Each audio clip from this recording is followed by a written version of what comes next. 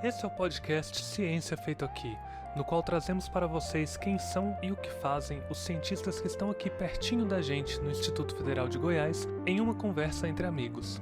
Venha conosco descobrir como é o trabalho de um cientista, o que nos move e como você pode fazer pesquisa científica também. Olá, bem-vindos a mais um episódio do podcast Ciência Feita Aqui. No bate-papo de hoje, nós vamos conversar com o professor que tem o nome mais pomposo de todo o Instituto Federal de Goiás, professor Neville Júlio de Vilas Boas e Santos. Professor Neville, ele é graduado em Ciências Sociais, bacharelado e licenciatura. Ele fez o mestrado e o doutorado em Sociologia, sempre pela UFG. Para entrevistar o Neville junto comigo, está aqui também ao meu lado, virtualmente, o professor Rangel Godinho, professor aqui também do Campus Anápolis, como eu. Professor Rangel, muito bem-vindo. Muito obrigado, Geraldo, pela acolhida. Tenho certeza que vai ser um grande momento de reflexão, de aprendizado, a partir dessa entrevista que nós vamos ter com o Neville aqui. Valeu demais. Antes de passar a palavra para o Neville, eu sou o professor Geraldo Vitesi Júnior, professor de História aqui no IFG em Anápolis, e é uma honra estar aqui com os meus colegas gravando esse podcast. Neville, então, para além do que eu já apresentei, a sua formação, faça aí a sua apresentação inicial, conforme você achar melhor para os nossos ouvintes. Maravilha. Muito obrigado pelo convite. Agradeço Geraldo, Rangel e a toda a equipe do projeto. Saúdo, a equipe do projeto e parabenizo pela iniciativa. E é um prazer estar aqui, com vocês. Bom, como o Geraldo já falou, é um nome diferente, pomposo. Sou professor do Campus Anápolis, do IFG Campus Anápolis, desde 2011. E a minha trajetória de formação é um pouco essa que o Geraldo já mencionou, sempre pela UFG. Enfim, tem uma trajetória aí como professor, uma trajetória relâmpago também como professor da Secretaria Estadual de Educação em Goiás. De início é isso, a minha formação na área das ciências sociais e com um afunilamento no mestrado e no doutorado para sociologia. Eu queria saber uma coisa, assim, que logo de cara me veio perguntar, se foi uma resolução sua fazer a formação inteira na Universidade Federal de Goiás, por várias razões. A gente sabe que a formação dos pesquisadores no Brasil não é uma coisa assim, que você fala, eu quero estudar tal assunto no centro tal e vou para lá. A gente depende de bolsa, a gente depende de outros recursos. O Brasil é muito grande, a gente tem condições familiares, às vezes, tal. Tem um conjunto de fatores que muitas vezes determinam a carreira e a formação de um professor, de um pesquisador. Então, como é que foi esse processo aí? Conta um pouco para a gente de fazer ali a graduação na UFG, depois o mestrado e o doutorado. Conta um pouco para a gente disso aí. A minha graduação na UFG começou em 2004. Eu me graduei ainda no sistema antigo do 4+1, Quem é mais antigo aí, como eu, vai se lembrar. Eram 4 anos de bacharelado e o 5º ano opcional da licenciatura. Então, nós finalizávamos o bacharelado, colávamos grau e depois decidíamos se faríamos licenciatura ou não. E aí eu finalizei em 2007 o bacharelado, participei da colação de grau e optei, já era um projeto, a carreira docente, desde o primeiro ano da graduação já era um projeto, seguir a carreira docente. Então a licenciatura, o 5º ano de licenciatura seria, já era uma escolha feita anteriormente. Só que no final do 4º ano do bacharelado eu já fiz a seleção para o mestrado e fui aprovado na própria UFG. Então, dentro de uma linha que eu já vinha dialogando, então a escolha de permanecer na UFG no mestrado foi pelos laços já estabelecidos e o diálogo que eu já tinha internamente desde do final do bacharelado. E aí já fiz o mestrado, o primeiro ano do mestrado eu fiz simultaneamente ao 5º ano da graduação, que era a licenciatura. Então foi mais ou menos por aí. Então acabei ficando na UFG por esses motivos, mas era também uma ideia fazer o mestrado por aqui. No doutorado, quer dizer, finalizei o mestrado em fevereiro de 2010, quando eu também iniciei a trajetória como professor, como docente da rede estadual. Então, eu finalizei o mestrado, já comecei na rede estadual em 2010 e tinha alguma ideia de, no doutorado, né, fazer em uma outra universidade, buscar um outro programa, já tinha alguns diálogos possíveis. E aí, ao longo de 2010, me dediquei ao trabalho docente, não fui direto para o doutorado, então eu fiquei em 2010 concentrado no trabalho docente na rede estadual, mas ao longo de 2010 surgiram duas oportunidades simultâneas, né? O concurso para o IFG e também a seleção para o doutorado. A UFG estava com a segunda turma, com a seleção para a segunda turma aberta, né, na Faculdade de Ciências Sociais, para o doutorado em Sociologia. E aproveitei e fiz as duas seleções, né? Eu fiz o concurso para o IFG e fiz a seleção para o doutorado. Passei em ambas as seleções e iniciei no IFG em fevereiro de 2011. E aí, por ter iniciado também no IFG em fevereiro de 2011, também por conta já da configuração familiar, optei por fazer o doutorado também na UFG, dando continuidade a essa tarefa. Agora, além disso, além da proximidade com o trabalho e com a família, eu acho que numa pós-graduação, um dos fatores determinantes, né, de ter um diálogo aberto com o orientador ou orientadora. Então, o processo de orientação, para mim, na verdade, sempre foi, digamos assim, prioridade em relação ao programa em si. Então, assim, para mim seria muito ruim fazer um programa, ainda que de expressão nacional, ainda que nota 7 da CAPES, se não tivesse um bom processo de orientação. Então, eu priorizei o processo de orientação e priorizei continuar na UFG, priorizei ficar perto do meu trabalho, e nesse sentido dei continuidade, né? E foi muito bom, assim, o processo de orientação com o meu orientador, né, parceiro, o professor Jordão, da Faculdade de Ciências Sociais, professor Jordão Horta Nunes, que até hoje é um parceiro de pesquisa, a gente continua pesquisando juntos, estamos, inclusive, nesse momento, escrevendo um artigo juntos, gerou não só a tese, mas outros frutos também. Então, eu hoje acredito que foi a escolha mais acertada que fiz naquele momento, e acho que posso, né, dizer, ainda tenho pretensão, obviamente, de passar por outras instituições, mas, claro, né, já num contexto de pós-doc, né, num contexto diferente agora da formação do doutorado. Mas pretendo, sim, ainda me filiar, me vincular a outras instituições no futuro. Observando aqui o seu currículo e vi que você teve orientadores diferentes em cada etapa do processo formativo, né? Desde a sua graduação, mestrado e doutorado, embora tenha feito todo esse processo formativo na mesma instituição. Eu queria que você falasse um pouco, você enfatizou a questão dos laços, né, com as pessoas, os laços com o orientador, um canal aberto, um diálogo. Entrando um pouco mais para as singularidades das orientações, o que você poderia trazer de contribuição particular que você identifica no seu processo formativo, que cada um desses orientadores agregou, assim, no seu olhar, né, no seu modo de fazer ciências sociais?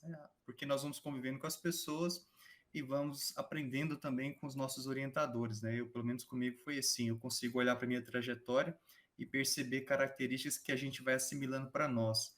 Você consegue também perceber isso, assim, em cada etapa, o que do seu orientador ficou contigo e faz você ampliar a sua percepção de mundo? É muito boa a pergunta, porque ela complementa a primeira, que também é muito boa, né? É interessante porque, embora tenha tido uma trajetória numa única instituição, o fato de ter tido 4 pessoas diferentes me orientando, né? E aí eu estou considerando a iniciação científica, o trabalho de conclusão de curso, a dissertação de mestrado e a tese de doutorado, isso diversificou muito o meu olhar sobre as ciências sociais. Eu me considero privilegiado porque o corpo docente da UFG, com quem eu tive a honra de estudar, era um corpo docente muito bom, né? Inclusive a minha turma, né, se beneficiou muito disso. A gente participou do ENAD, enfim, tivemos uma nota alta no ENAD, que também reflete, de certa forma, a formação e a qualidade do corpo docente. Então, existiam muitas pessoas ali com as quais eu gostaria de trabalhar e pelas quais eu gostaria de ser orientado. Então, eu tive o privilégio de ser orientado por diferentes pessoas, e isso foi um ganho do meu ponto de vista para mim. Então, a minha formação sempre foi muito plural, do ponto de vista metodológico, do ponto de vista teórico, eram professores que partiu de posições teóricas bastante diferentes, mas que enriqueceram muito a minha formação e a formação da minha geração da UFG nesse sentido. Então, de cada um a gente traz um pouco, né? De cada um a gente traz um pouco. A minha iniciação científica, por exemplo, foi orientada pela professora Maria Cristina Teixeira Machado, uma professora já aposentada, uma das professoras mais antigas do quadro da UFG, na época que ela aposentou, né, e da Faculdade de Ciências Sociais, e foi uma professora que me deu aula no início, né, nas disciplinas introdutórias de Ciências Sociais. Então, me ensinou o rigor científico-metodológico, a importância de uma leitura atenta, e me colocou para ler autores clássicos bastante difíceis no primeiro ano da graduação, e isso fez com que me desse, né, uma chacoalhada, não só em mim, mas na turma também. Então, essa experiência foi muito importante, né? Essa experiência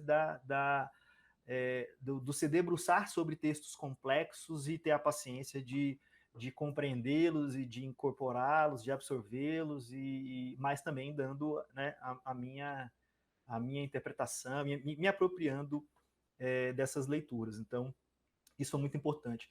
O trabalho de conclusão de curso, né, a iniciação científica foi sobre um tema ligado à literatura regional, né, na área da sociologia da literatura, ou literatura e sociedade, que eu estudei especificamente uma obra, né, de um autor mineiro, mas radicado em Goiás, chamado Carmo Bernardes, que é um autor muito importante, muito interessante, no sentido de que, e foi isso que eu tentei fazer na pesquisa, né, de que a literatura dele ilustra muito um certo momento, um certo período histórico, social, econômico e político de Goiás, né, especialmente ali na primeira metade do século XX, e essa transição, né, da primeira metade do século para a segunda metade do século XX em Goiás, e aí eu tentei fazer essa reconstrução sociológica a partir da leitura dessa obra.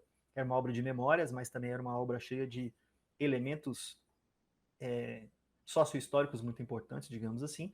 E aí, no trabalho de conclusão de curso, eu fui ser orientado por um outro professor também muito experiente, que eu admiro muito, que é o professor Francisco Rabelo, que também já se aposentou lá da FCS. E aí, nesse trabalho, eu já fui abordar um tema que me é caro e que eu venho trazendo até hoje, que é a questão da desigualdade, né? E aí, né, o professor Francisco Rabelo me orientou num trabalho sobre a lógica e a interpretação e a condução, né, aqui na seção de Goiânia, né, de um grupo que fazia parte do movimento nacional dos catadores de materiais recicláveis, né? Então, a partir dessa questão da desigualdade e a partir da ideia de cooperação ou da ideia de sobrevivência mesmo e da tentativa de ressignificação da vida dessas pessoas a partir da reciclagem, a partir da catação, a partir do reprocessamento desse material para devolver para a sociedade, né, na forma de algo novo, reaproveitável, né, e de certa forma sustentável, me proporcionou a entrada a partir do tema da desigualdade, discutindo também cidadania. Então eu fui para essa veia, que é uma discussão cara também para o professor Francisco Rabelo. No mestrado, eu continuei no tema da desigualdade, mas eu ampliei um pouco o foco, e aí o foco passa a ser o foco que eu venho trazendo depois também para o doutorado, embora com uma metodologia diferente. No mestrado, eu fui orientado pelo professor Joás Bernardino, que hoje é professor da UNB, né? Durante a orientação da minha dissertação, ele mudou de instituição, mas permaneceu no programa para poder concluir a minha orientação. O professor Joás hoje é um dos nomes brasileiros no debate sobre decolonialidade. Na época, tinha recentemente defendido uma tese de doutorado sobre o Sindicato Nacional das Trabalhadoras Domésticas no Brasil. E eu estava com interesse nesse tema, porque ele articulava raça, classe e gênero, que eram as 3 dimensões da desigualdade que eu estava muito interessado no período do mestrado. E aí eu fui fazer uma pesquisa de perspectiva qualitativa em Goiânia, usando, né, entrevistas semi-estruturadas como técnica, enfim, fiz um recorte espacial mais enxuto, né, mais circunscrito, e fiz entrevistas e analisei à luz de um referencial teórico já, digamos assim, mais contemporâneo, né, das teorias da intersecção, do feminismo negro. O debate sobre decolonialidade não estava ainda tão em voga naquele momento, mas a minha chave principal, né, aí era a desigualdade racial e de gênero e como isso moldava as desigualdades de classe. Então, essa discussão com o professor Joás foi muito rica, foi muito importante. E aí, no doutorado, eu trouxe essa mesma perspectiva, essa perspectiva semelhante, mas já numa outra chave metodológica, aí orientado pelo professor Jordão. Né? O professor Jordão tinha sido meu professor de metodologia, né? Para quem passa pela FCS, passa nas disciplinas de metodologia com o professor Jordão, então é um professor muito conhecido por ser um professor que lida com as disciplinas metodológicas de maneira tradicional na Faculdade de Ciências Sociais, mas também pesquisa Sociologia do Trabalho, né? E coordena GT em eventos importantes das ciências sociais no Brasil. E aí o professor Jordão é um dos professores da Faculdade de Ciências Sociais que lidam muito e tem experiência com métodos quantitativos. Então eu dei uma guinada metodológica, saí de uma perspectiva mais qualitativa e mais focalizada, né, circunscrita, para pesquisar o Brasil depois a partir de dados da Pesquisa Nacional por Amostra de Domicílio no doutorado. E aí mudei também um pouquinho a perspectiva, e era uma discussão que estava em voga, e aí continua em voga, que era olhar para o outro lado da desigualdade, né? Ao invés de olhar para o lado da vulnerabilidade social, né, onde a desigualdade se encontra e onde o lugar da pobreza, né, os diferentes eixos de produção da pobreza em suas diversas dimensões se encontram, eu fui olhar para o outro lado para ver de que maneira a desigualdade racial se expressava dentro dos grupos que estão em posições, digamos assim, mais privilegiadas. E aí fui pesquisar os empregadores, né? Eu não chamo de empresários porque eu trabalhei com uma categoria da Pesquisa Nacional por Amostra de Domicílio que não me permitiu usar esse termo, mas são pessoas autodeclaradas empregadores, empregadoras nas pesquisas domiciliares do IBGE, especialmente na Pesquisa Nacional por Amostra de Domicílio, e entender como é que havia uma desigualdade de renda ali, ou seja, não só entre os trabalhadores havia uma desigualdade racial que se expressava nos salários, mas em condições de trabalho e várias outras variáveis, e eu fui tentar entender como é que é isso entre quem emprega, né? Quer dizer, será que entre quem emprega, ou olhando, né, inclusive para o topo da pirâmide de renda no Brasil, o foco era a renda, embora quer dizer, o foco não era exatamente a renda, o foco era a posição na ocupação, mas a renda também entrou, e eu fui olhar para esse outro lado para também perceber que no topo, digamos assim, da pirâmide ocupacional brasileira, a desigualdade racial também é muito pronunciada, né? As pessoas negras têm dificuldade de chegar lá por uma série de barreiras que se interpõem no caminho. Então, junto com o professor Jordão, desenvolvi e aí fui aprender, né? Tive a oportunidade de fazer um curso, um módulo também na UFMG, no curso de métodos quantitativos da Federal de Minas Gerais, que é o principal, talvez o principal curso, né, de métodos quantitativos nas ciências sociais hoje, um curso tradicional, fundado pela professora Neuma Guiar já há vários anos, e tive a oportunidade de fazer um módulo de um curso lá que me ajudou muito e me debrucei sobre os dados e aí aprendi algumas técnicas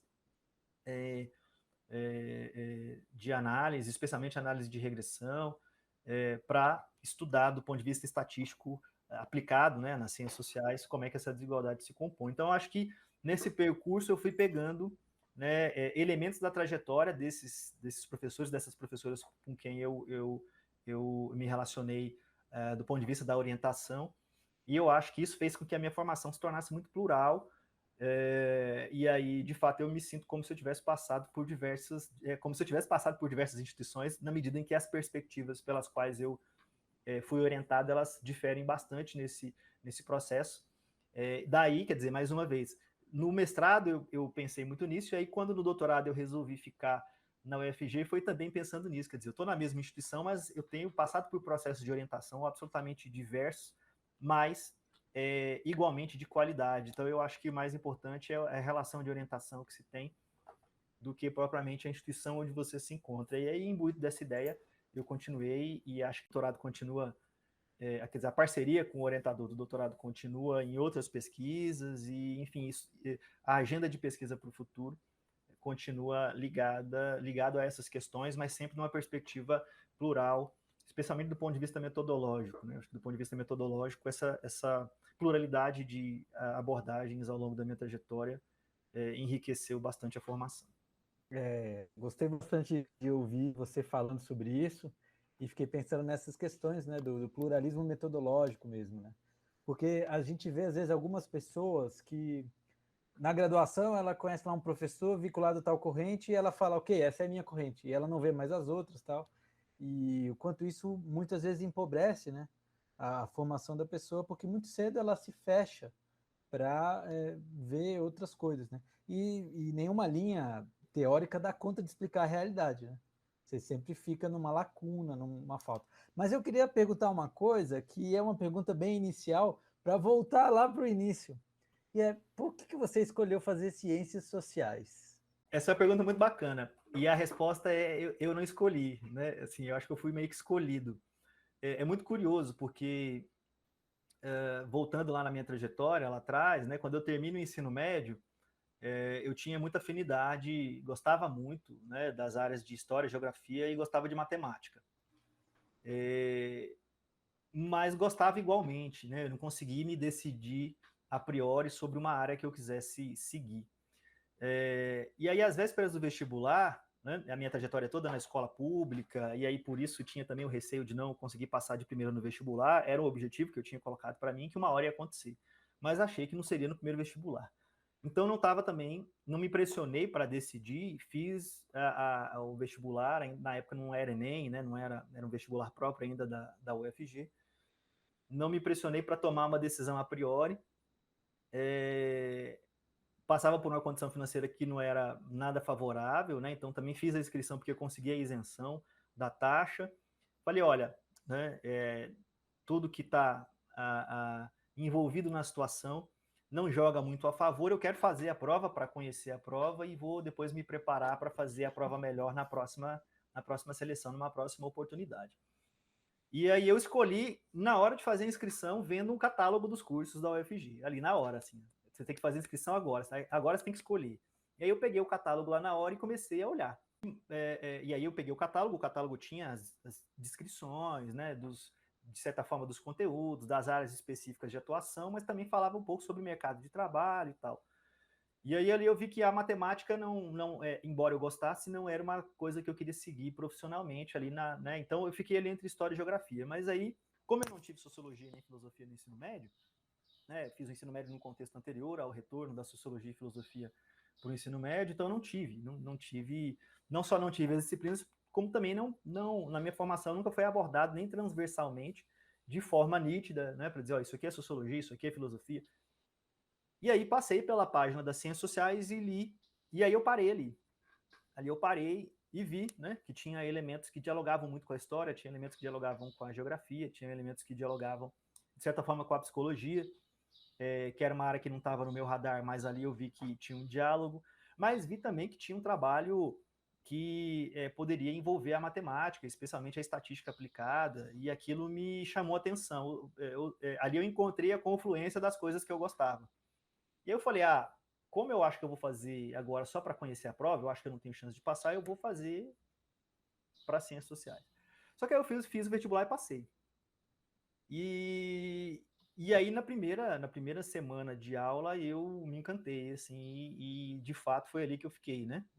Fiquei, acho que fiz a melhor escolha, e aí dali, na primeira semana, já me encantei com a relação com o corpo, né, do corpo docente com os estudantes, me encantei com a universidade, com o espaço, com a aura da universidade, e daí eu acho que foi mais as ciências sociais que me escolheu do que eu propriamente escolhi. Então foi assim, meio que caí de paraquedas, gostei, fui ficando, me apaixonei e estou nela até hoje e pretendo continuar.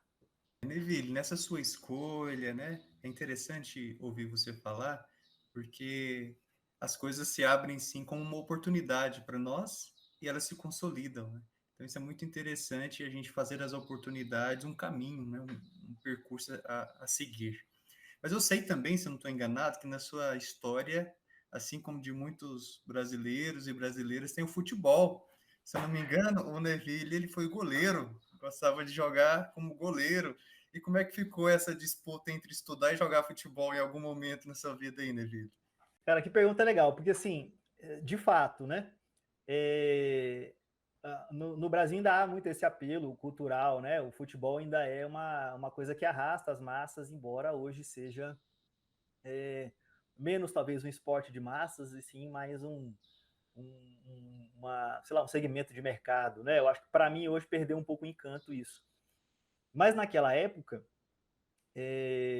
naquela época que eu digo, na minha época de infância, né, e na transição para adolescência, era uma coisa que eu adorava e eu sempre gostei. A minha família sempre se envolveu com futebol, né? Meu pai jogava futebol na várzea. Eu tenho um tio que inclusive é meu padrinho, que foi jogador profissional durante um tempo, né, na Portuguesa, né, de São Paulo. E então enfim, isso foi me tomando. Em algum momento da adolescência, no início da adolescência, eu jogava na linha, era muito perna de pau. E aí, quer dizer, a gente quase sempre vira goleiro por esse motivo. A gente é muito perna de pau e quer insistir em fazer gol, né, em dar assistência. E aí, em algum momento, o goleiro faltou, me mandaram para o gol. Então, acho que essa é um pouco a trajetória de muitos goleiros, inclusive de sucesso. E aí eu fui para o gol e me dei melhor. E aí o pessoal não queria mais deixar eu sair. E aí eu fui gostando daquela coisa também, porque eu jogava, né? Era melhor jogar no gol do que ficar no banco como jogador de linha. E aí eu fui ficando, comecei a jogar futebol de salão, né, em Aparecida de Goiânia, que foi onde eu morei quando eu vim para Goiás, né, quando eu vim de Guarulhos, onde eu nasci, para Goiás, eu tinha 12 anos, e ali eu comecei na escola, jogando na escola, e aí depois que eu virei goleiro, as coisas melhoraram um pouco no futebol, né? E aí ainda na adolescência eu tive, né, uma experiência de jogar em categorias de base aqui de times de Goiás, né?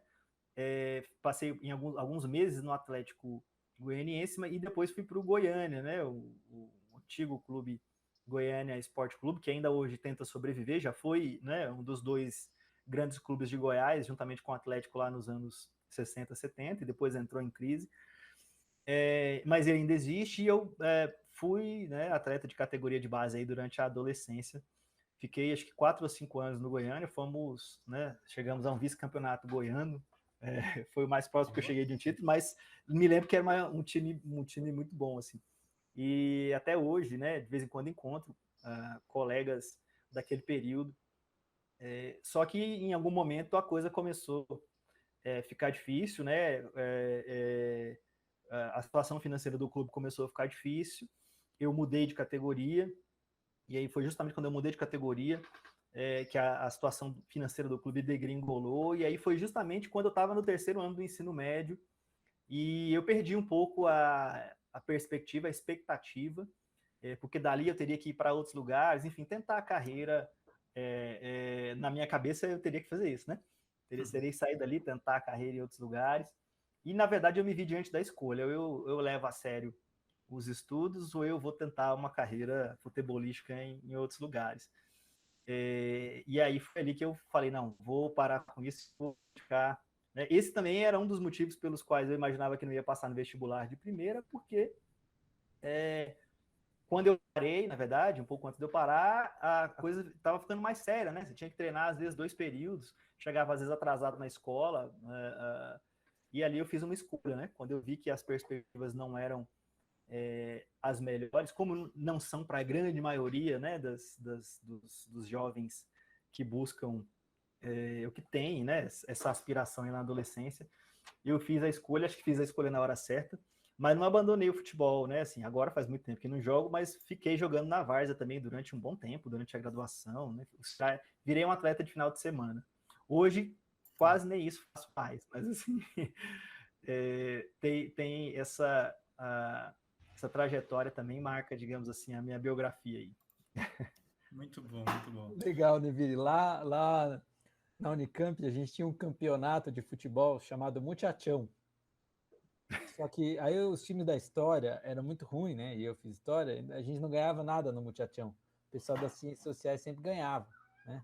E aí a gente inventou um campeonato que era a Copa Histórica, que a gente jogava só entre nós, porque aí alguém da história podia ganhar, né? E diferente de você, a minha maior glória no futebol foi vencer a Copa Histórica, que só tinha 6 times. Mas bem, vamos voltar aí para de repente você podia fazer uma pesquisa, hein, Neville? Dar uma pesquisa de sociologia legal, né? Tem inclusive literatura, né? Tem pesquisa literária sobre essa coisa das crônicas futebolísticas, né? Isso é muito marcante, vamos dizer assim, no ambiente intelectual e ambiente social brasileiro, né? Mas, falando em literatura, aí você foi fazer iniciação científica em que período assim, da graduação? Mais no começo, mais no final?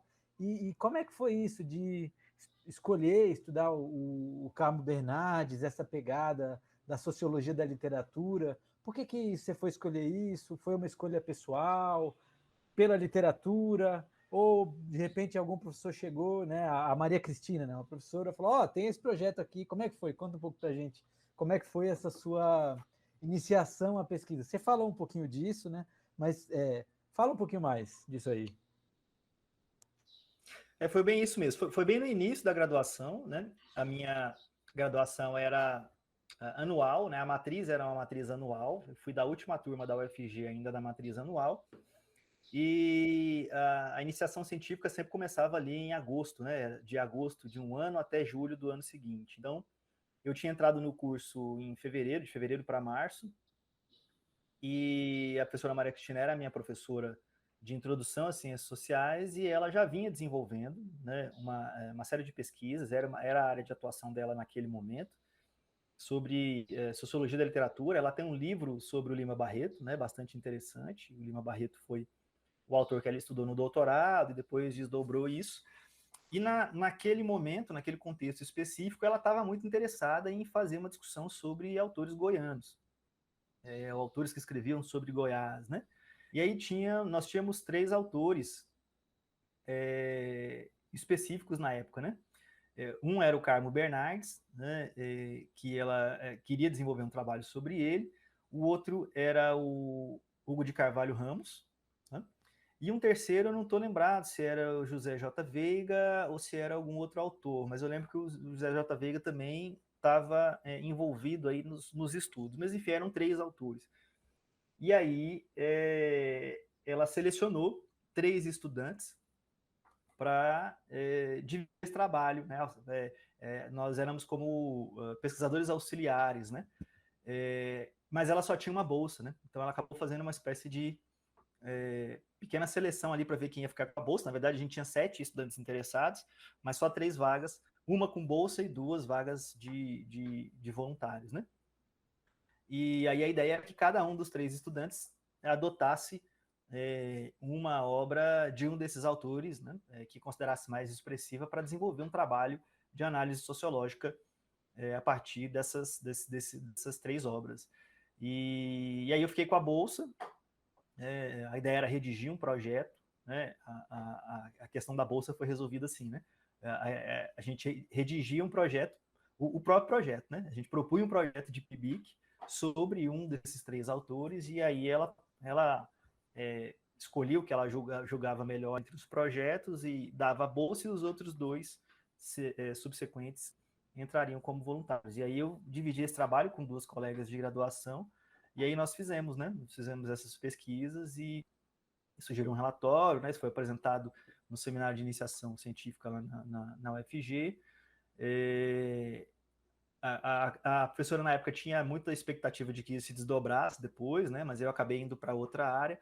Mas foi nesse contexto, né? Eu ainda bastante jovem, entrei no curso com 18 anos, né? Então essa pesquisa começou de 18 para 19 anos, mas foi uma coisa que abriu uma perspectiva muito grande de análise sociológica, e esse contato com a literatura também me ajudou, né, a expandir a minha compreensão inicial das próprias ciências sociais, né, do que eram as próprias ciências sociais, para além ali das fronteiras disciplinares que a própria matriz do curso desenhava.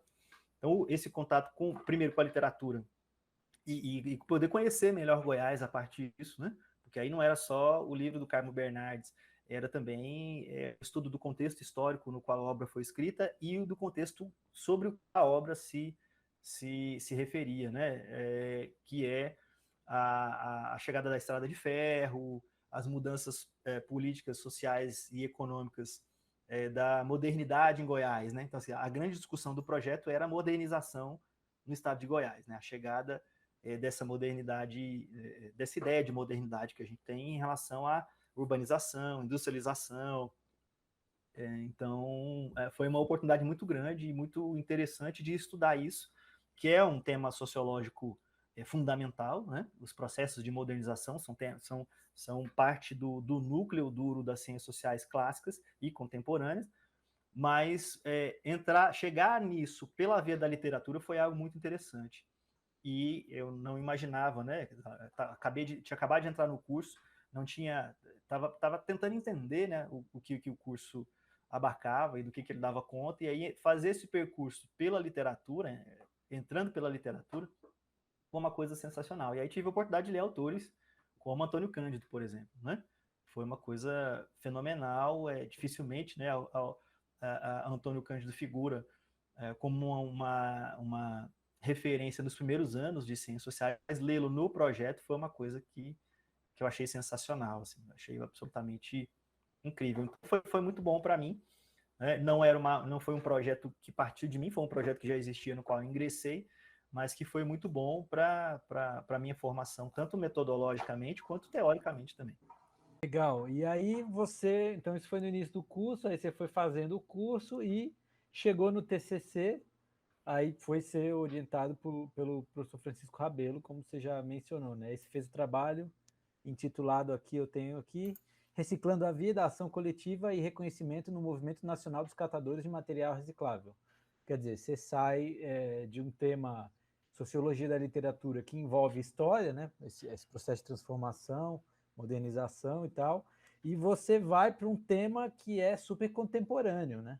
No TCC, que você está tratando com um movimento que está ali acontecendo agora, né? Você sai dos mortos para lidar com os vivos, né? Como é que foi essa escolha desse tema para o TCC? Se era obrigatório fazer o TCC ou não na tua época? Enfim, fala um pouco dessa pesquisa que você fez. Tem algumas questões que acho que são relevantes pontuar antes de chegar no TCC, que entre a iniciação científica e o TCC, eu tive outras experiências também muito interessantes do ponto de vista da pesquisa, com outros temas, inclusive. E aí acho que eu fui me aproximando da questão da desigualdade por isso também, né? Nesse meio caminho. Eu tive a oportunidade de participar de 2 outros projetos que foram bastante importantes assim, para mim na graduação. Um foi um projeto que eu participei durante um período curto, mas foi bastante interessante, que era um projeto conduzido pela professora Silvana Krause, que hoje não é mais professora da UFG, ela foi para a Federal do Rio Grande do Sul, né? De onde ela tinha vindo, né, para Goiás. É uma professora da ciência política que estava desenvolvendo um projeto sobre o Fundo de Amparo ao Trabalhador, né, o FAT, e a ideia era mapear as ações financiadas pelo FAT em Goiás, algumas das ações, e isso previa algumas pesquisas de campo, aplicação de questionários com, por exemplo, trabalhadores que passaram por cursos de formação financiados pelo Fundo de Amparo ao Trabalhador. E aí eu participei por 3 meses, né, como bolsista da pesquisa, desenvolvendo atividades técnicas, como, por exemplo, o cuidado com os questionários, transcrições, tabulações. Então, isso foi bastante importante. Fiz, em função dessa pesquisa, também uma viagem a Rio Verde, então conheci uma cidade diferente também por conta da pesquisa. Então, isso foi muito bacana. Foi um período curto, mas foi bastante formativo. Agora, entre isso e o TCC, eu participei de uma outra pesquisa um pouco mais longa, que foi uma pesquisa orientada pela professora Dalva Borges, que também já se aposentou da FCS, mas que foi uma professora também muito importante na minha trajetória. E ela coordenava, na época, o NECRIV, que é um núcleo que ainda existe, né, que está muito forte ainda na UFG, que é o Núcleo de Estudo sobre Criminalidade e Violência. Ela coordenava na época e ela, dentro de um projeto financiado, não lembro se pelo CNPq ou se por outra fundação, ela desenvolveu um projeto em parceria com a PUC, com a seção do Observatório das Metrópoles na PUC. Era uma pesquisa sobre sentimento de insegurança e vitimização em Goiás, né? Então, era uma pesquisa quantitativa, então, quer dizer, era uma experiência metodologicamente diferente, né? Quer dizer, eu tinha saído da literatura, a sociologia da literatura, passado por uma pesquisa de, digamos assim, monitoramento e avaliação de política pública relacionada ao trabalho, e depois fui participar de uma outra pesquisa sobre violência urbana. E essa diferenciação temática também foi muito interessante para mim. esse projeto era muito grande, né, tinha um financiamento muito bacana, então vários estagiários puderam ser contratados, vários bolsistas puderam ser contratados, a equipe era grande, tanto de estudantes da UFG, de estudantes da PUC, éramos mais ou menos uns 30 estudantes. Por quê? Porque era uma pesquisa de survey, né? Era uma pesquisa quantitativa amostral em Goiás. Inclusive, a pesquisa contratou um estatístico que fez um desenho amostral próprio para a pesquisa e tudo mais. E aí, isso me trouxe um aprendizado, assim, absurdo, né? Porque a gente participou, nós bolsistas participamos desde a concepção do instrumento, né, do questionário, de rodas de discussão teórica, né? Teve uma leitura, uma carga de leitura obrigatória sobre a temática. Depois de elaborado o questionário, fizemos um treinamento, uma aplicação piloto, ou seja, tudo como manda o figurino dos métodos e técnicas de pesquisa em ciências sociais. E depois fomos para campo, né? Fomos fazer esse trabalho técnico em campo, aplicando surveys de casa em casa mesmo, como recenseadores do IBGE. Assim. E aí foi legal porque a gente rodou várias cidades do estado, né? Com a verba, a pesquisa podia, inclusive, alugar carro, né? As equipes podiam se deslocar, então rodamos vários lugares, aqui na região metropolitana, mas foi a Posse e a outras cidades que eu nem me lembro mais.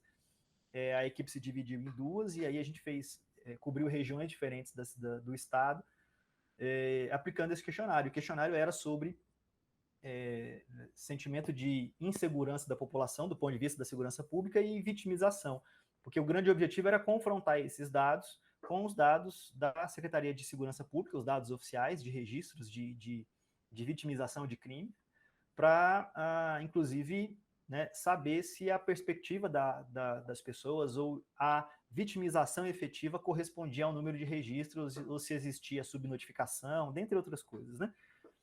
E para aferir mesmo, né, se o sentimento de insegurança das pessoas correspondia ao que, por exemplo, a mídia colocava. E uma das etapas dessa pesquisa era uma pesquisa documental com base nos jornais de circulação em Goiânia, na região metropolitana, né, em Goiás de maneira geral. E eu também participei dessa etapa, né? Recortando matérias, catalogando matérias jornalísticas sobre crimes, né, em Goiás e a maneira como esses crimes eram tratados na imprensa escrita. Essa também foi uma etapa da qual eu participei e foi muito interessante. E aí, assim, aí eu comecei também a ter o meu primeiro contato com métodos quantitativos, né? Já tinha tido contato com uma outra perspectiva de análise no projeto que se vinculava à literatura, e aí eu comecei a ter o primeiro contato mais recorrente com os métodos quantitativos. E aí também, paralelo a isso, eu também fiz um freelance, né? Fiz vários trabalhos como freelance para um instituto de pesquisa particular que existe em Goiânia, né? Que faz pesquisa política e que em anos de eleição, inclusive, sempre contratava a mim, alguns colegas das ciências sociais de outros cursos, também para fazer esse trabalho de aplicação de questionário, de recrutamento de pessoas para grupos focais. Então, esse foi um aprendizado, assim, metodologicamente, para mim, muito importante, porque eu fui fazer o trabalho da ponta, né? Eu fui fazer o trabalho da rua, de aplicar o questionário, de selecionar as pessoas, mas também a gente acompanhava o processo de concepção, as análises depois, as interpretações, então isso foi muito interessante. E aí, esse projeto sobre violência me chamou a atenção sobre o problema da desigualdade, né? Porque uma das questões vinculava vitimização e sentimento de segurança à composição social e demográfica das cidades e das suas regiões internas, né? Como é que o sentimento de insegurança aparecia nas regiões periféricas e como aparecia nos bairros tidos como nobres. E quando você confrontava isso com os dados da Secretaria de Segurança Pública e com a narrativa produzida pela imprensa, né? E quais eram as diferenças, quais eram as contradições e tal. Então, isso foi muito interessante. E aí, a questão da desigualdade começou a me chamar a atenção. E aí, eu fui no TCC, eu fui pesquisar o Movimento Nacional dos Catadores de Material Reciclável também por conta do contato com uma literatura sobre movimentos sociais que eu tive já do terceiro para o quarto ano, ali, justamente na hora de começar a fazer o TCC. E aí isso também me chamou atenção, né? Isso me chamou bastante atenção. Não segui pela linha da violência urbana, porque o meu foco ali estava mais na questão da desigualdade, e foi aí que eu cheguei, né, no Movimento Nacional dos catadores de material reciclável, por conta também muito do trabalho, desse trabalho de rua, né? Por encontrar esses catadores em outros contextos de pesquisa, de aplicação de questionário, de poder ter a oportunidade de conversar e de entender que aquilo era parte de um movimento maior, e aquilo me chamou a atenção, e, portanto, eu fui para o TCC. Na verdade, o TCC, na minha época, você fazia um projeto. Você podia apresentar um projeto de pesquisa, você não precisava apresentar uma monografia. Mas eu fui levantando informações, e aquilo virou quase que uma monografia. Então, foi um processo de pesquisa que, na verdade, como produto final, né, exigia um projeto, né, mas eu acabei indo um pouco além por conta das leituras e por conta dos dados que eu consegui levantar, né? Então, essa reta final foi também, digamos assim, o resultado de coisas que aconteceram, né, entre essa primeira experiência de iniciação científica e o próprio TCC. Como que as oportunidades que a gente vai tendo, né, sobretudo na graduação, elas abrem portas para a gente pesquisar, abre a visão que a gente tem sobre o mercado de trabalho, inclusive sobre as nossas próprias possibilidades futuras, né? Isso aparece claramente assim na tua trajetória. E aí você chega no mestrado, e aí sim você vai estudar o tema da desigualdade, né? A desigualdade com esse recorte aí, classe, raça e gênero, como você mencionou, e está no título do teu trabalho, Desigualdade e Identidade no Serviço Doméstico, intersecções entre classe, raça e gênero, orientado ali pelo Joás Bernardino Costa. Eu queria que você falasse disso, dessa entrada daí definitiva no tema da desigualdade, que você abordou de maneiras diferentes no mestrado e no doutorado, e que também você falasse um pouco como foi fazer, ao mesmo tempo, o primeiro ano do mestrado e a licenciatura, porque aí o primeiro ano do mestrado é fazer disciplina, fazer licenciatura é fazer disciplina, estágio e tudo mais e tal. Como é que foi? Como é que você conseguiu conciliar? Você tinha bolsa de mestrado já? E como é que foi fazer esse tanto de disciplina, estágio e todas essas exigências, né, da formação no final da graduação e já na pós-graduação? Foi uma loucura, em resumo foi isso, assim, né? Foi uma maluquice, e eu só consegui fazer porque, sim, né, tive bolsa no mestrado, tínhamos poucas bolsas no programa, né, mas consegui ser contemplado com uma delas, e aí com a bolsa eu consegui me manter durante esse período. E era basicamente isso, né?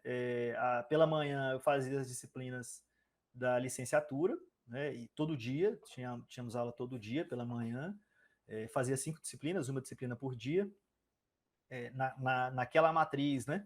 É diferente do que nós temos no IFG hoje. Algumas disciplinas eram concentradas, né? Então, por exemplo, tinha uma das disciplinas era Fundamentos Sócio-Históricos Filosóficos da Educação, né? Aqui a gente divide em 3 disciplinas diferentes, de História da Educação, Sociologia da Educação, né? E Filosofia da Educação. Lá isso era condensado, mas aí tínhamos Sociologia, né? Desculpa, Psicologia da Educação como uma disciplina separada, Políticas Educacionais, e tínhamos outras que eu não posso não me recordar agora, mas enfim, nós tínhamos uma disciplina por dia, então tínhamos aulas todos os dias pela manhã da licenciatura. E no mestrado, o programa da UFG exigia, né, enfim, era um programa que exigia um pouco acima da média dos programas de pós-graduação no Brasil em termos de disciplinas. Então eu tinha que fazer 6 disciplinas no mestrado. Né? Então você tinha 2 anos para fazer a pesquisa e 6 disciplinas. Então eu fiz 3 no primeiro semestre do mestrado e 3 no segundo. Então eu tinha 5 disciplinas pela manhã e 3 à tarde. Então 3 desses dias eram ocupados com as disciplinas. Em resumo, ali foi um período de trabalho em quase jornada tripla diariamente, né? Em que eu quase que morava na universidade. Eu fui morar muito perto da universidade, né? E eu me casei também durante o mestrado, e aí eu e minha esposa fizemos a graduação e o mestrado juntos. Então a gente basicamente se dedicava a isso, né? A gente foi morar lá perto da UFG. Mas ela também fazia a licenciatura e o mestrado? A mesma coisa? Mesma coisa. Gente. Foi muito curioso, porque assim, na época o programa tinha 4 bolsas. E o único critério era a classificação na seleção, né? Na entrada do mestrado. E aí nós nos conhecemos na graduação, né? Já namorávamos quando a gente foi para o mestrado. Então, nós éramos na mesma turma, né? Entramos juntos e fomos fazendo essa trajetória. E aí, na hora da seleção para o mestrado, eu passei em primeiro e ela passou em segundo. Então, os dois tinham bolsa. E os dois no mesmo ritmo, né? Fazendo a licenciatura pela manhã e o mestrado à tarde. Então, compartilhamos também essa agonia aí desse ano especificamente. Foi o ano de 2008. O ano de 2008, né? O ano que não terminou. A sensação foi meio essa, assim, né? Mas aí, finalizada a licenciatura, depois veio a dissertação, né? Aí a gente se dedicou para a dissertação. Assim, a gente sabia que ia ter uma sobrecarga, né? Enquanto fazíamos as disciplinas da licenciatura e do mestrado, mas também vislumbrávamos a necessidade da gente deixar tempo livre, especialmente no segundo ano, para a qualificação e para a defesa, e para o processo de escrita, né? E assim fizemos e ainda conseguimos defender no prazo, né? Então, assim, sem a bolsa isso seria impossível, isso é fato, né? Então, a bolsa teve um papel fundamental. A bolsa teve um papel fundamental porque foi o que nos manteve ali firmes nessa trajetória dupla aí no primeiro ano do mestrado e que nos permitiu nos dedicar para a escrita também no segundo ano. Então, a nossa trajetória foi semelhante até esse momento. Aí, no doutorado, ela foi fazer em outra instituição e eu fiz na UFG. Então, foi basicamente isso. Mas, por outro lado, algumas disciplinas que eu fiz no mestrado dialogavam muito com as disciplinas da licenciatura. E inclusive com algumas leituras comuns. Então, isso facilitou. Eu, por exemplo, uma das disciplinas que eu fiz na Faculdade de Educação da UFG, e que dialogava muito com o conteúdo de 2 ou 3 disciplinas que eu estava vendo na licenciatura. Né? Então, eu tive também esse privilégio de articular essas discussões. Né? Enriqueceu a formação e, ao mesmo tempo, algumas leituras, como eram comuns, foi possível, né, diminuir um pouco a carga, mas foi pesado. E a bolsa naquela época era o mesmo valor que é hoje, né? Eu acho que não teve reajuste, né? Era R$ 1.200. Agora é 1.500, mas assim, 1.200 em 2008 valia muito mais do que vale hoje, né? Sem dúvida. A gente vê como as condições para pesquisa pioraram, né? Com certeza. Neville, aproveitando toda essa sua trajetória, discussão, chegando agora na tese de doutorado, você fez aí um amparado de tudo que foi vivenciado, inclusive cruzando com as questões pessoais, com a vida, né? Constituiu uma família, e é um desafio, né, Geraldo? Olha só, né? Constituiu família, fez a licenciatura junto, fez o mestrado, quase foi goleiro profissional e a vida segue. Mas vamos lá, o título da sua tese é bem interessante, que diz assim, né, a desigualdade no topo, estratificação racial e o efeito da cor sobre os rendimentos de empregadores e empregadoras negros, negras, brancos, brancas no Brasil. Eu queria que você pudesse, claro que é uma tese, mas de uma forma objetiva, trazer para nós assim, que tipo de resultados que a sua análise chegou. O que seria essa desigualdade no topo? Para quem está nos ouvindo, entender um pouco mais sobre os efeitos da sua pesquisa. Maravilha. Então, no mestrado, eu tinha ido buscar, dentro do mercado de trabalho, o grupo ocupacional que eu considerava, e muita gente considera, aquele no qual a desigualdade mais incide, a desigualdade de raça, de gênero e de classe, que são as trabalhadoras domésticas remuneradas, né, as empregadas domésticas. Então, ali, a literatura já me apontava que todos esses eixos de desigualdade se encontravam, né? E aí é uma ocupação majoritariamente feminina, né? 95% das trabalhadoras domésticas são mulheres, e os homens ainda se inserem nessa ocupação dentro de funções muito específicas, né? Como motorista, jardineiro, né? Mas o trabalho de eminentemente lavar, passar, faxinar, né? E cuidar de pessoas, de crianças e de idosos é predominantemente feminino, quase que 100% feminino. Então, você tem um corte de gênero que não existe em nenhuma outra ocupação, você tinha ali a questão da desigualdade racial, né? Quase 70% das empregadas domésticas, das trabalhadoras domésticas remuneradas são negras, né? O local de moradia, origem social, muitas delas são filhas, netas de empregadas domésticas, então é uma ocupação que passa de geração para geração, portanto aponta a inércia da estrutura social, né? Então no mestrado eu fiz isso. No doutorado eu fui, como eu falei, olhar o outro lado da desigualdade, porque essa discussão já estava começando a ganhar campo, né? Quer dizer, muita gente já vinha pesquisando a desigualdade em contextos de pobreza. E, enfim, as teses clássicas sobre desigualdade no Brasil apontam para isso. Como é que a pobreza é produzida? Como é que a desigualdade produz pobreza? E quem é que está nesse lugar da pobreza? Seja pensando a estrutura ocupacional, seja pensando a questão propriamente do status que as pessoas, né, adquirem ou desenvolvem nas suas relações interpessoais. E, por outro lado, ali nos anos 2000, especialmente no começo dos anos 2000, um dos trabalhos que me chamou muita atenção foi o trabalho do professor Marcelo Medeiros, que é da UNB e também é do IPEA, e ele começou a fazer uma pesquisa sobre os ricos no Brasil, né? Começou a pensar a desigualdade a partir dos ricos, que era uma coisa metodologicamente muito difícil de fazer, do ponto de vista qualitativo, né? As pessoas ricas não te recebem em casa para conceder entrevistas, né? E naquela época, assim, final dos anos 90, começo dos anos 2000, a internet ainda não era uma coisa tão, digamos assim, acessível.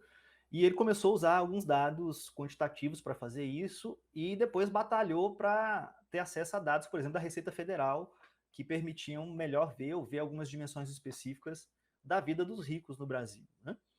E ele desenvolveu isso, né, um trabalho bastante interessante, e isso começou a influenciar e chamar a atenção para esse outro lado da desigualdade, né?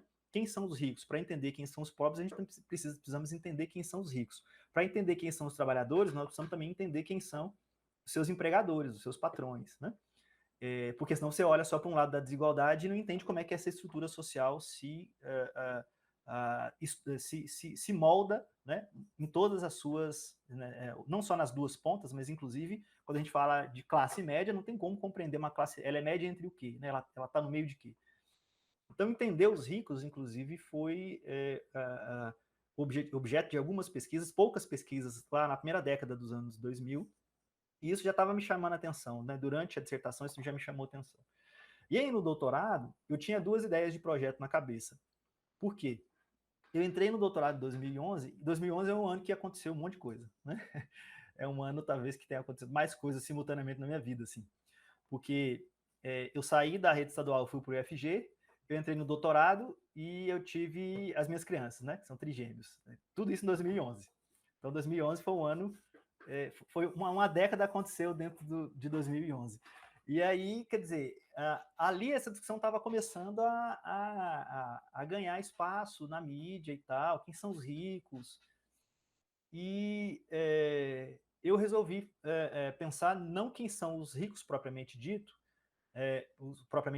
porque essa discussão também estava sendo feita a partir de um viés não só sociológico, mas também econômico, mas olhando para a sociologia, por exemplo, a sociologia do trabalho, a sociologia da desigualdade, que olha muito para a estrutura ocupacional, eu vi que tinha poucos trabalhos tentando entender quem eram os empregadores. Os empregadores não correspondem necessariamente aos ricos, né? Muito pelo contrário. 85%, 90% dos empregadores têm rendas médias muito parecidas com a renda média do trabalhador assalariado. Então, você tem uma pequena proporção aí desses empregadores que, de fato, são empregadores proprietários ou acionistas de empresas de grande porte, multinacionais, então, são pouquíssimos. Então, quer dizer, eu fui tentar estudar isso, a minha curiosidade se voltou para isso. E aí, tomando a desigualdade racial e de gênero como elementos potencialmente distintivos nessas posições no mercado de trabalho, ou seja, não em quem é empregado assalariado ou quem trabalha por conta própria, né, e sim em quem emprega. E aí, quer dizer, olhando já por uma perspectiva diferente, porque já parti para uma análise mais quantitativa, né? E essa pergunta de pesquisa só podia ser resolvida quantitativamente, embora um outro estudo também tenha me influenciado muito, e foi um estudo qualitativo, que foi o estudo da professora Ângela Figueiredo. A professora Ângela Figueiredo é professora da da Federal do Recôncavo Baiano, né, formação na Federal da Bahia, atua também num programa de pós-graduação da Federal da Bahia e é professora da Federal do Recôncavo Baiano. Ela já tinha estado presente na minha banca de dissertação, né, na defesa da dissertação, porque também tem alguns estudos sobre trabalhadoras domésticas no Brasil, mas ela fez um estudo muito interessante sobre os empresários negros de Salvador, e foi um dos principais estudos, assim, dos que mais me influenciaram. E foi um estudo de corte qualitativo, onde ela fez 35, 40 entrevistas com empresários negros de Salvador de diferentes atividades econômicas, né, que desenvolviam diferentes atividades econômicas. Uma das conclusões era que não eram tão diferentes as atividades econômicas assim, né? Ela usou o método bola de neve, que foi o mesmo que eu usei na dissertação, ou seja, ela entrava em contato com o empresário e aí, no final da entrevista, ela pedia uma outra indicação de um outro empresário negro e aí um indicando o outro, até ela chegar no ponto de saturação, né? Ou seja, até as respostas se indiferenciarem, né? Na medida em que não tem mais diferenciação, eu posso parar as entrevistas por aqui. Então, ela foi até o ponto de saturação, que não demorou tanto, porque ela viu que, no caso de Salvador, e isso vale para outras metrópoles e outras regiões do Brasil, as pessoas negras que ocupam essas posições de empregadoras, elas acabam ocupando nichos específicos do mercado de trabalho, né? Ou seja, há uma segmentação ocupacional não só para quem é empregado, mas também para quem emprega. Quando você olha para quem é empregado, os negros são grande maioria na construção civil, no trabalho doméstico, né? No setor de serviços com baixa especialização, né? Ou seja, porque tem toda uma questão também vinculada à aquisição de escolaridade ao longo da vida, origem social e tudo mais. A hipótese era, e entre os empregadores, né? Será que esse padrão se repete? Aí a Ângela Figueiredo fez essa pesquisa entrevistando esses empresários negros e eles estão basicamente no setor de serviços, são proprietários de oficinas mecânicas, no setor de alimentação e hospedagem, né, são donos de pequenos restaurantes, lanchonetes, são muitas vezes empregadores, né, no ramo de prestações de serviços de manutenção em geral, né, refrigeração, lida com ar-condicionado, com coisas dessa natureza, né? Não tinha nenhum grande industrial, não tinha nenhum dono de alguma empresa de tecnologia, né? Ou seja, era um perfil ocupacional muito restrito, né? As atividades econômicas se circunscreviam a atividades muito parecidas com a que os negros já são majoritariamente empregados. Isso me despertou a atenção. Como o trabalho dela foi feito em Salvador, eu falei, eu acho que é possível fazer alguma coisa do ponto de vista quantitativo, pensando no Brasil. E aí foi isso que a gente foi fazer, né? O meu orientador topou. O Jordão não é um especialista em relações raciais, mas é um cara que entende muito de métodos quantitativos. Então a gente estabeleceu essa parceria e falou: ó, a teoria é contigo, eu vou aprender com você. E aí eu falei: não, os métodos eu vou aprender com você. Então a gente estabeleceu essa relação de troca e começamos a fazer essa discussão. E aí depois a gente vem escrevendo sobre desigualdades raciais também. Só que aí, quer dizer, o corte de gênero entra depois também, porque a gente viu que tem um padrão nos dados, né? E aí eu já trabalho na tese, eu já trabalhei com uma categorização diferente. Em vez de trabalhar a desigualdade entre brancos e negros de um lado e a desigualdade entre homens e mulheres separadamente, eu vi que isso não faz muito sentido do ponto de vista teórico, porque empiricamente era mais útil trabalhar com 4 grupos: homens brancos, mulheres brancas, homens negros e mulheres negras, porque gênero atravessava a questão racial de uma maneira muito, muito forte. Isso acontece para os empregados e acontece também para os empregadores, né? Porque você pega homens negros, estão basicamente nas mesmas ocupações que eles desenvolvem majoritariamente como empregados: construção civil, serviços mecânicos ou coisas do gênero. As mulheres negras, muito no setor de alimentação e hospedagem, né? Especialmente com restaurantes, lanchonetes, mas também salões de cabeleireiro, né? ou serviços desse tipo. As mulheres brancas já muito no setor em setores que dão apoio, por exemplo, à saúde, à educação, né? Proprietárias de escolas, proprietárias de clínicas, pequenas clínicas ou coisas do gênero, e os homens brancos, majoritariamente, embora seja um grupo menor quantitativamente, mas majoritariamente ocupando as atividades econômicas que geram mais lucro, né? Aí sim, na indústria automobilística, na indústria de tecnologia, ou seja, nessas atividades econômicas de maior valor agregado, né? Ou seja, você tem um padrão entre os empregadores que é muito semelhante aos empregados. Agora, por que a desigualdade no topo? Porque eu não estava olhando só para o lugar ocupacional onde esses empregadores estavam colocados. Eu também utilizei a renda, né, o rendimento que eles obtinham, para comparar. Então, quer dizer, no mesmo setor, havia diferença, né, de rendimento entre dois empregadores, um negro e um branco, né, no mesmo setor de atividade, com trajetórias escolares semelhantes, ou nível educacional semelhante. Quer dizer, isoladas todas as variáveis que podem interferir, né, existe uma desigualdade que resta entre negros e brancos, né? Então foi aí que entra a técnica estatística, né, na análise de regressão, onde a gente emprega uma equação com base nos dados da PNAD, né? É uma equação pensada justamente para esse modelo, é uma adaptação do modelo minceriano para pesquisar desigualdades de renda entre grupos específicos. Então usa a lógica lá do ceteris paribus, né? Mantidas iguais todas as variáveis intervenientes, pegamos a variável que a gente quer explicar e ver se há alguma variação residual entre dois grupos, no caso, grupos raciais. Mas aí depois eu ampliei isso para os 4 grupos de gênero, né? Então essa comparação foi feita entre esses 4 grupos no final. E aí, quer dizer, qual era a desigualdade que emergiu aí no topo? Assim como acontece para os trabalhadores, acontece para os empregadores. Então, se você pega os estratos de renda, né? Vamos supor que você pega aí os empregadores e ordena esses empregadores no Brasil do que ganha menos, né, para o que ganha mais. Então, você ordena eles do ponto de vista da renda. E depois você estratifica entre os grupos raciais. Se você pega aqueles empregados ou os empregadores, no caso da pesquisa de doutorado, que estão nos menores estratos de renda, a diferença entre negros e brancos, né, entre homens e mulheres, não é grande. Ela pode até existir, mas ela não é grande. Mas à medida que você vai subindo na distribuição de renda, os brancos se distanciam. Os homens brancos, então, eles vão lá para o topo. Enquanto homens negros, né, os homens negros ficam ali no meio, né?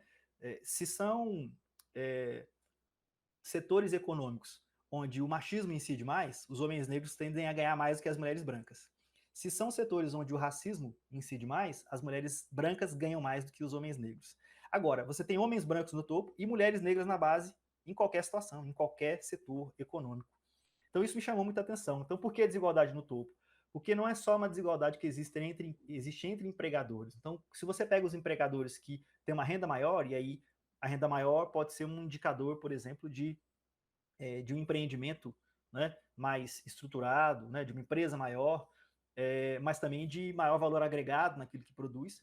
Quando você sobe na escala da renda, há uma desigualdade racial imensa, né? Então, entre os que ganham menos, a desigualdade racial é menor, né? Dependendo do nicho econômico, ela chega a ser quase nula, mas quando você sobe na escala da renda, brancos e negros vão se distanciando, e especialmente quando você olha os homens brancos, aí é que eles disparam e vão lá para o topo. Então a desigualdade no topo vem daí, né? A desigualdade no topo de renda, ela é maior. Isso ajudou a questionar, por exemplo, aquela tese antiga, né? Que é uma subtese da ideia de democracia racial no Brasil, de que no Brasil não existe racismo, existe pobreza, né? Então as pessoas negras são pobres porque são a maioria entre os pobres. Quer dizer, se você solucionar o problema da pobreza, você soluciona o problema da desigualdade racial, né?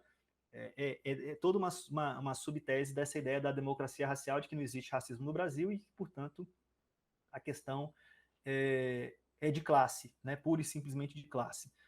Se fosse assim, né, quer dizer, você teria condições muito semelhantes entre brancos e negros, tanto na base da pirâmide quanto no topo da pirâmide, seja a pirâmide de renda, seja a pirâmide ocupacional.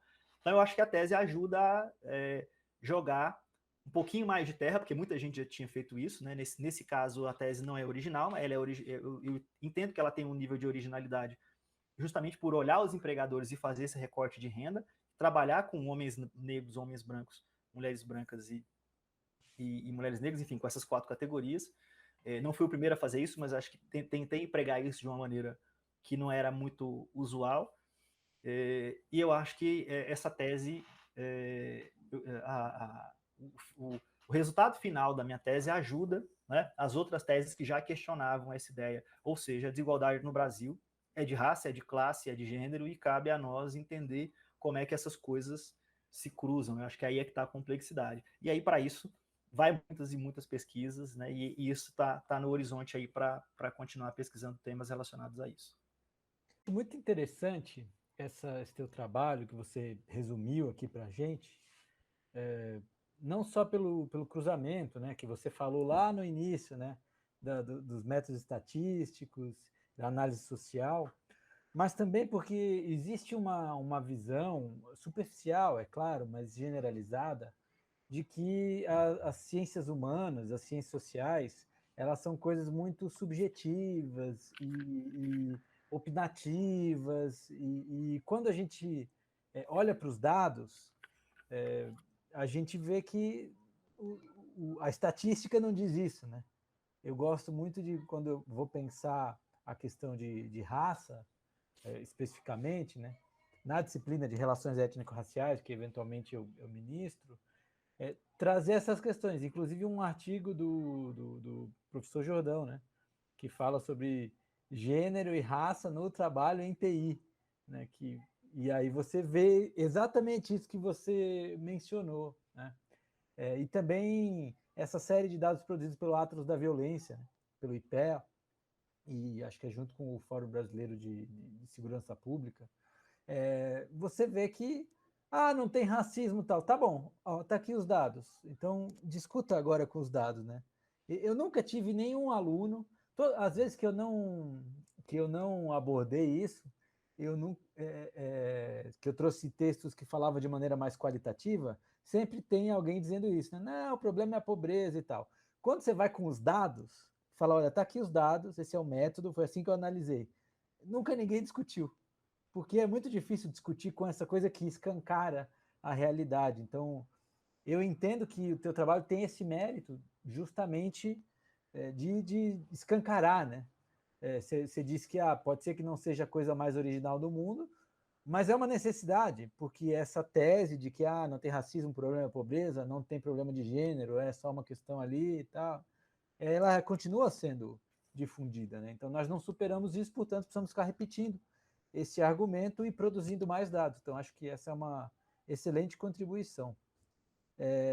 Vamos passar agora para o teu trabalho aqui no IFG, porque você entrou no IFG em 2011, e aí a gente começa a trabalhar com pesquisa, com orientação, e eu vi aqui que você, pelo menos como está registrado no teu currículo, você desenvolveu 2 projetos de pesquisa, além de várias orientações de TCC, iniciação científica.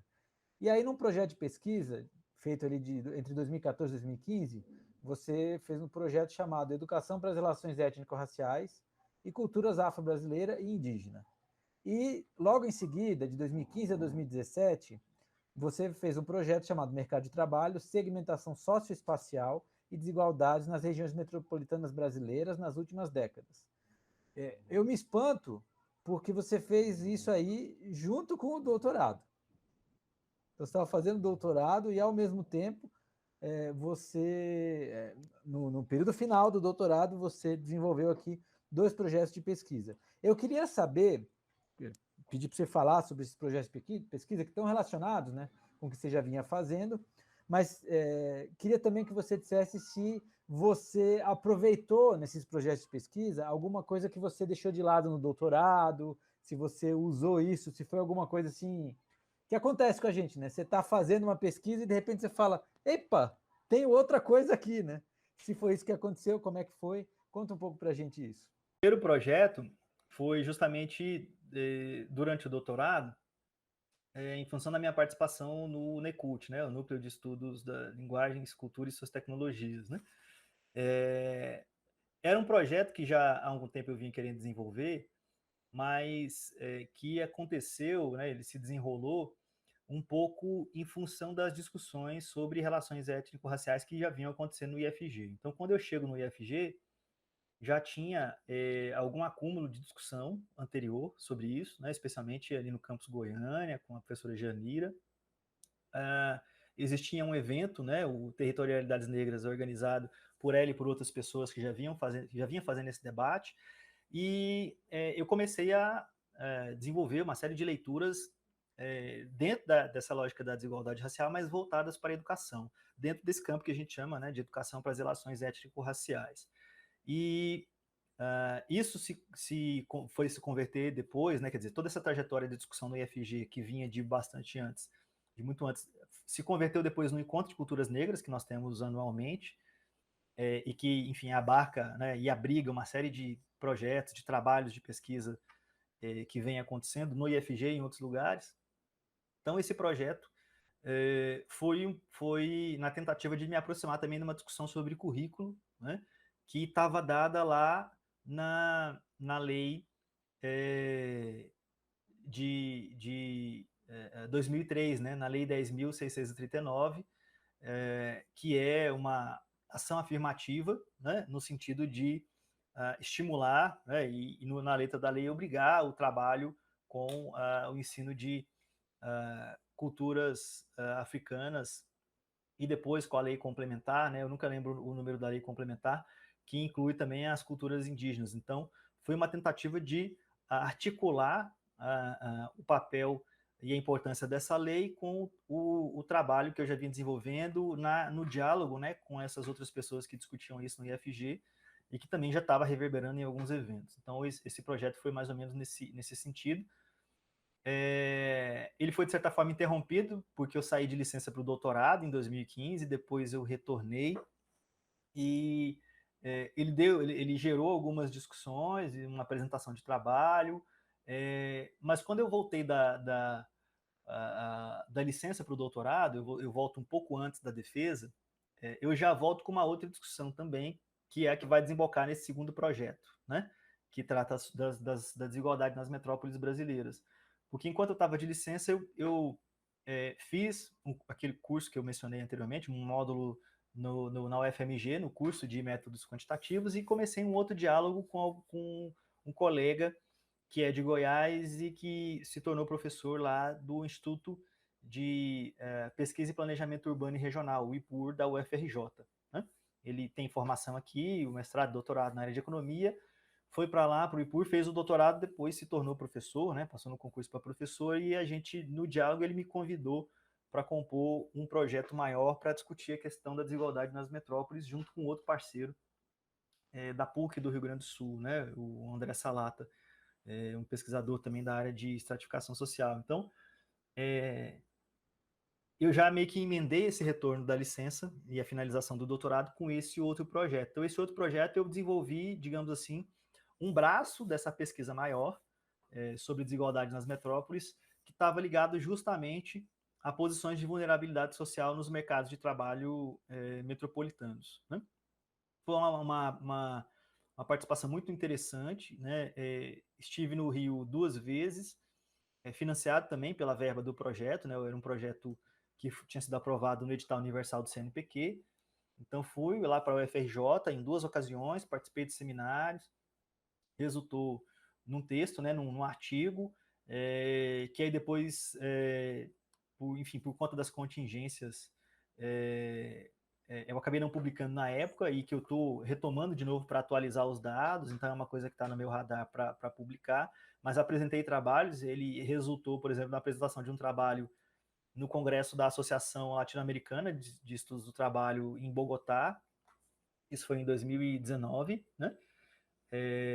Eu lembro que foi uma das últimas viagens para apresentação de trabalho antes do início da pandemia, né? Então isso ficou na minha cabeça, mas foi um trabalho com o qual eu aprendi muito. E aí o cadastro dos projetos de pesquisa acabou ficando um pouco interrompido, porque eu retorno depois também para a coordenação do curso, né, em 2017, fico de 2017 a 2019 na coordenação do curso, então meio que fiz algumas coisas que não foram registradas, mas enfim, esse projeto surge nesse contexto, né, de diálogo e de parceria institucional, né? Na época havia inclusive a possibilidade de conversar e talvez costurar um pós-doc, mas as condições pessoais não me eram favoráveis, e enfim, é um diálogo que penso que é uma porta que está aberta para o futuro. e é uma pesquisa grande, né? Foi uma pesquisa bastante interessante que deu conta de 3 dimensões, né? Da desigualdade, uma dimensão ocupacional, uma dimensão de renda e uma dimensão territorial, né? Então, a metodologia articulava essas 3 coisas dentro desse escopo maior, e é uma pesquisa que está dentro da sede do Observatório das Metrópoles, né, que é uma rede de pesquisa que tem, enfim, ramificações no Brasil inteiro e tem uma metodologia própria já desenvolvida há bastante tempo, bastante consolidada, e eu aprendi muito com esse diálogo lá com esses colegas, e talvez isso possa ser retomado para o futuro. Você mencionou já o futuro e eu quero partir então para isso agora, né? Para o que você está fazendo agora e quais são as perspectivas futuras. Então, uma coisa que eu queria que você falasse um pouco, brevemente, é como é que está sendo a experiência do CityLab, né? Esse centro de pesquisa para articular a pesquisa no IFG, você está lá coordenando um laboratório e depois, em seguida, se você já puder falar como é que está sendo a experiência, a sua atuação nos grupos de pesquisa do IFG, né? Você mencionou o NECULT e agora nós somos colegas no GTESP, né? No Grupo de Estudos em Teoria Social e Políticas Públicas.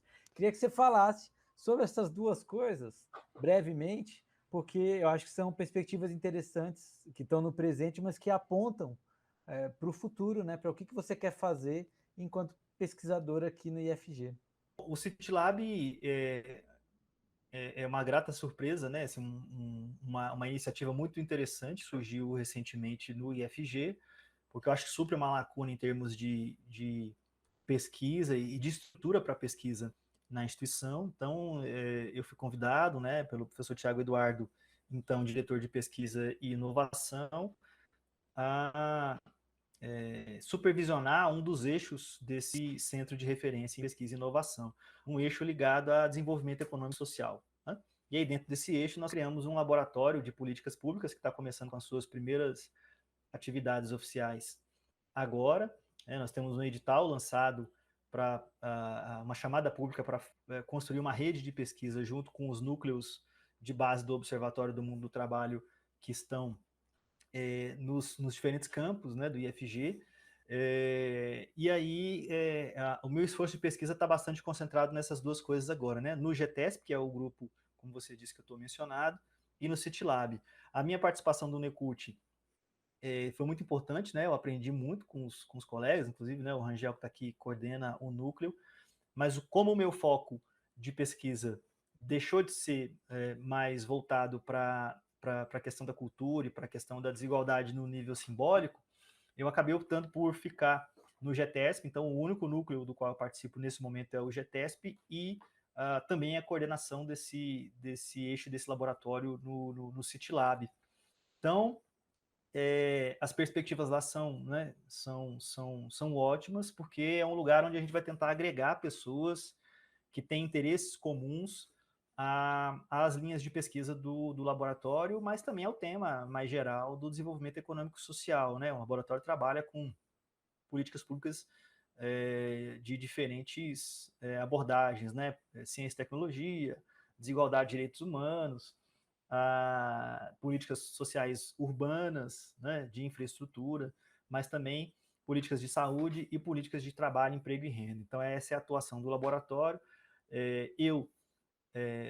No meu radar agora, nesse momento, né, eu estou em processo de cadastramento de um projeto específico que tem a ver com a criação dessa rede de pesquisa sobre o mundo do trabalho em Goiás, que visa compreender o mundo do trabalho, o mercado de trabalho mais especificamente, as políticas públicas no estado de Goiás, agora nessa transição, né, na crise pré-pandemia, durante a pandemia e no pós-pandemia. Então, esse é o interesse mais imediato de pesquisa e une, portanto, o mercado de trabalho, né, as desigualdades produzidas no mercado de trabalho, que é uma coisa que eu já trago desde o TCC, como a gente vinha falando, mas também agora com uma discussão em relação a políticas públicas, que é foco do Laboratório de Políticas Públicas. Então, tenho ofertado disciplinas sobre políticas públicas e tenho mergulhado aí nos últimos 2 anos na literatura que tem uma coisa que tem me interessado e me empolgado muito. Então, esse de imediato é a minha é o que está no meu horizonte atual, né? Estou trabalhando em cima disso. Então, esse projeto deve começar agora de dezembro para janeiro, né? Respeitando aí os prazos da tramitação do cadastro desse projeto. Esse é o foco atual. Mas eu também tenho na agenda de pesquisa 2 outros projetos, só que são projetos maiores, assim, né? São quase agendas de pesquisa do que projetos. Não, são mais agendas de pesquisa do que projetos. Mas um está ligado à discussão do racismo, né? No século XX. Eu acho que a gente passou por um momento de inflexão teórica também, e por outro lado de vários acontecimentos, né, que meio que de certa forma atualizaram o racismo, não só no Brasil, mas em vários outros países do mundo, né? E aí tem alguns acontecimentos icônicos. No Brasil, a gente tem, infelizmente, acontecimentos icônicos relacionados ao racismo de maneira muito frequente e tal, mas um dos projetos é mais teórico, né? Que com base num livro de uma referência na área, né, que é o professor Antônio Sérgio Alfredo Guimarães. Ele tem um livro chamado Racismo e Antirracismo no Brasil. Eu estou pensando em desenvolver um projeto chamado, né, Racismos e Antirracismos no Brasil, no plural, para discutir 3 vertentes específicas, né, de racismo e de respostas a esse racismo. Uma, né, que é o racismo que está vinculado diretamente às questões de classe, e aí a resposta vem de uma matriz teórica que liga raça e classe, né, com base numa linhagem mais marxista, digamos assim, né, então, uma abordagem marxista do racismo.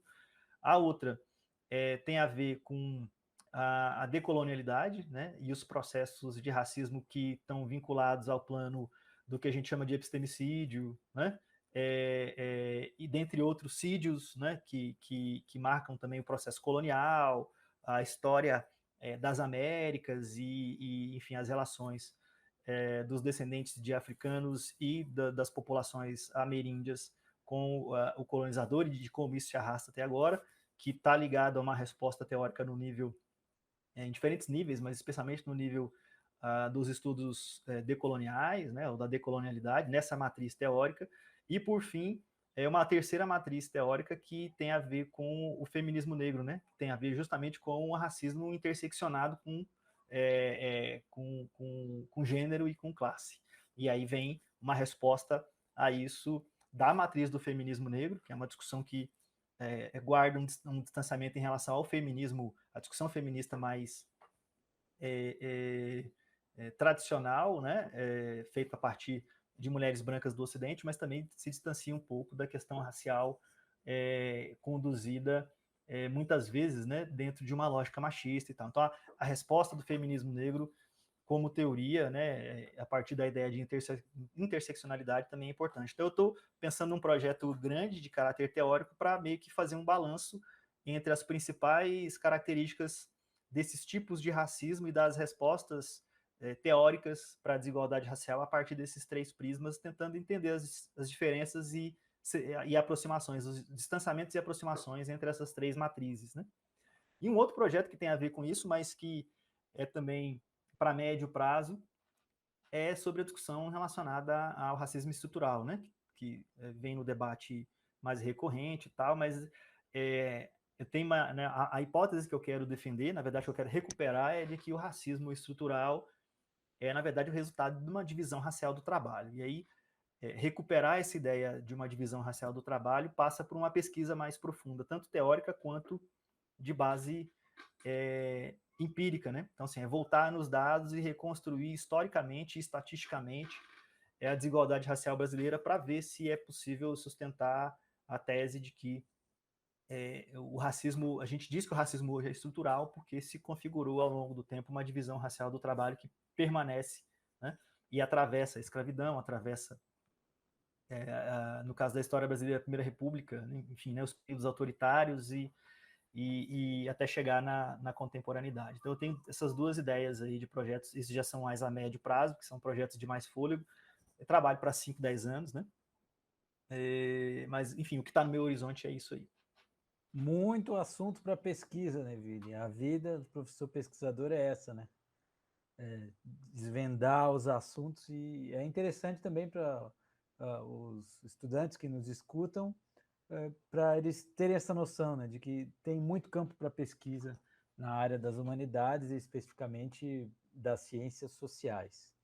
Bem, nós já estamos aqui há bastante tempo, então eu queria pedir para o Neville dar para a gente alguma dica para alguém que quer começar a estudar esses assuntos relacionados que você desenvolve pesquisas, que você estudou, e também uma dica cultural, que não precisa ser relacionada com esse assunto, pode ser simplesmente algo que você queira fazer. E também, se o Rangel quiser fazer algum último comentário, fica à vontade, Rangel.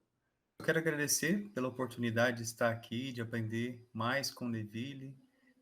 Quando nós contemplamos a trajetória de um professor, ainda mais colega nosso de trabalho, nós aprendemos muito, né? E vemos essa possibilidade de atuação que uma instituição como a que nós estamos tem, e as respostas e problemas que nós vamos levantar na sociedade e tentar compreender melhor. Eu me lembro há uma frase muito comum que diz que eu sei que nada sei, né?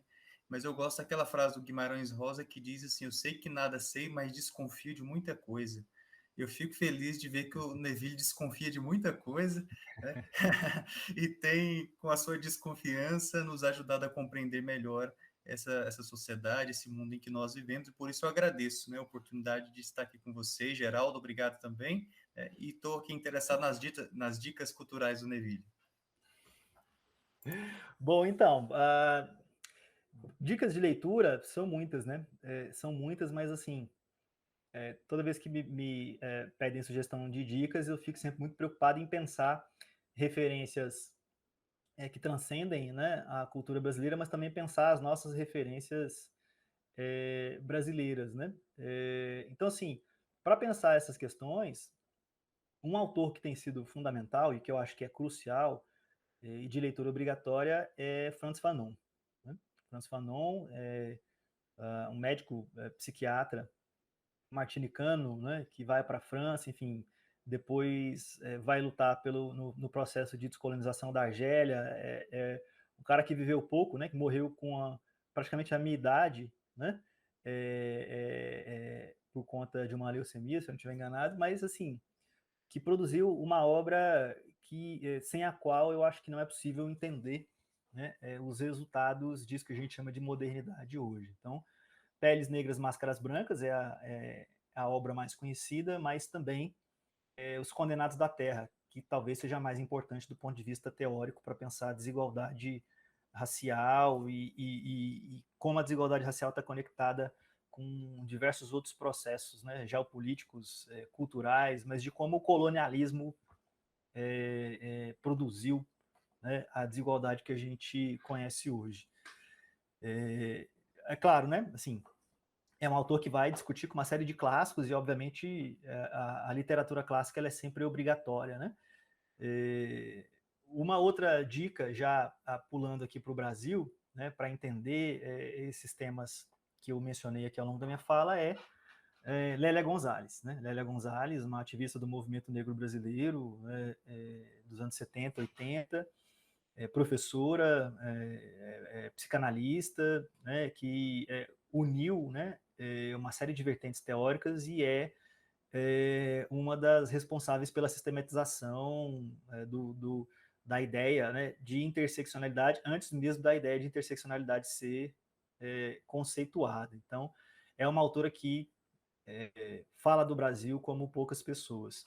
E também fala do Brasil como poucas pessoas, outro autor que eu gosto muito, que é o Clóvis Moura, né? É um autor que não teve uma trajetória acadêmica reconhecida, mas que tem uma produção sobre a desigualdade no Brasil, especialmente a desigualdade racial e de classe, que é muito importante, né? Não dá para entender o Brasil sem ler Clóvis Moura, além das outras leituras mais conhecidas, né? Florestan Fernandes, Abdias do Nascimento, Guerreiro Ramos, mas também a psicóloga pouco lida, mas que é muito importante, né? Virginia Bicudo, que escreveu no Brasil dos anos 40 e desvendou a lógica psicológica do racismo lá atrás, né? Enfim, são várias as pessoas. Uma pensadora muito importante da contemporaneidade, que é também uma das expressões do feminismo negro, mas que é muito importante para a gente entender educação e a desigualdade na educação é Bell Hooks, né? Estadunidense Bell Hooks, além de Angela Davis, né? Obviamente, é uma referência política e também teórica muito importante. Então, assim, hoje, inclusive, tem todo um debate, né? Uma recuperação desse debate, uma atualização desse debate que foi feito nos anos 70, 80, 90, mas tem muita gente da nossa época também, né? Que está viva e em relação às quais a gente deve muita coisa produzida, né? Como, enfim, Sueli Carneiro, no Brasil, Sueli Carneiro, Luísa Bairros e, enfim, vários outros pensadores atuais.